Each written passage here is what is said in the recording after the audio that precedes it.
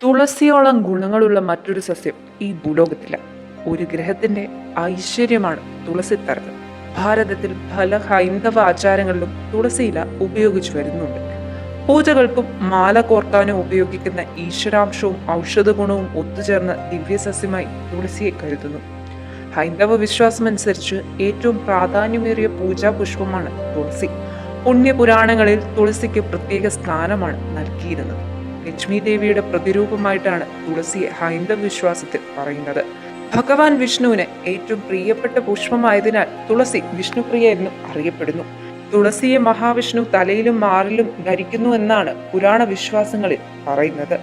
നമ്മുടെ വീടുകളിലെ തുളസിത്തറകൾ സൂര്യപ്രകാശം കിട്ടുന്ന സ്ഥലത്ത് കിഴക്ക് വശത്തു നിന്നുള്ള വാതിലിന് നേർക്കായി വേണം ഗൃഹത്തിൽ തുളസിത്തറ നിർമ്മിക്കേണ്ടത്. ഗൃഹത്തിന്റെ വലുപ്പവും മുറ്റത്തിന്റെ വലുപ്പവും നോക്കി അതിന് യോജിച്ച കണക്കനുസരിച്ചുള്ള വലുപ്പം തുളസിത്തറയ്ക്ക് വേണം. തുളസിക്ക് 2 നേരവും ജലമൊഴിക്കണം. തുളസിയിൽ തട്ടിവരുന്ന കാറ്റിൽ ധാരാളം പ്രാണോർജ്ജമുണ്ട്. തുളസി സർവ്വരോഗ സംഹാരിയായാണ് അറിയപ്പെടുന്നത്. ഈ ഔഷധ സസ്യങ്ങളിൽ തട്ടിത്തലോടി വീടിന്റെ ഉള്ളിലേക്ക് കയറുന്ന കാറ്റിന് വീടിനുള്ളിൽ വസിക്കുന്നവരുടെ ആരോഗ്യ സംരക്ഷണത്തിൽ പ്രധാന പങ്കുണ്ട്.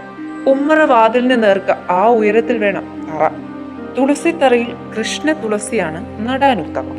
തുളസിത്തറ അശുദ്ധമാകാതെ സൂക്ഷിക്കണം. നാമം ജപിച്ചുകൊണ്ടായിരിക്കണം തുളസിയുടെ പരിസരത്ത് ചെല്ലേണ്ടത്.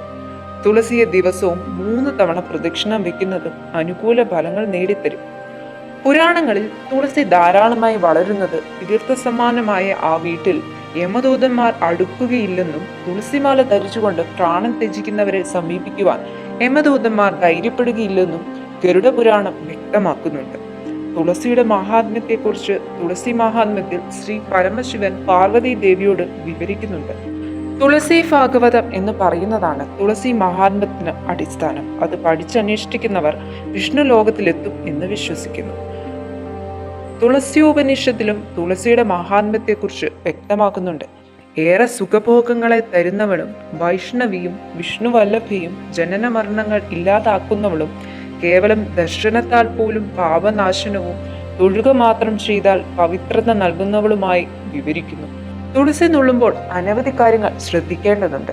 ആദ്യം തുളസിച്ചെടിക്ക് വെള്ളമൊഴിച്ച് അതിനുശേഷം ഭഗവാൻ വിഷ്ണുവിനെ മനസ്സിൽ ധ്യാനിച്ച് തുളസിച്ചെടിയെ 3 തവണ പ്രദക്ഷിണം ചെയ്യണം. തുടർന്നായിരിക്കണം പൂജയ്ക്ക് ആവശ്യമുള്ള ഇല നുള്ളിയെടുക്കേണ്ടത്. പ്രത്യേകം ശ്രദ്ധിക്കേണ്ട പൂർണ്ണ ശുദ്ധിയോടു കൂടി വേണം തുളസിച്ചെടിക്ക് അരികിലേക്ക് ചെല്ലേണ്ടത്. അശുദ്ധിയോടും കൂടി തുളസിച്ചെടിക്ക് സമീപം പോകാനോ അത് നുള്ളാനോ പാടില്ല. പകൽ സമയത്ത് തന്നെ തുളസി നുള്ളണം. അതും കിഴക്കോട്ട് തിരിഞ്ഞു നിന്ന് തന്നെ വേണം ഇല നുള്ളിയെടുക്കാൻ.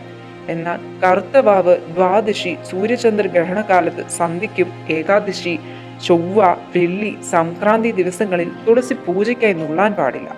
രാത്രിയിൽ തുളസി തൊടരുതെന്നും ഇതളുകൾ പറിക്കരുതെന്നും ഹൈന്ദവർ വിശ്വസിക്കുന്നു.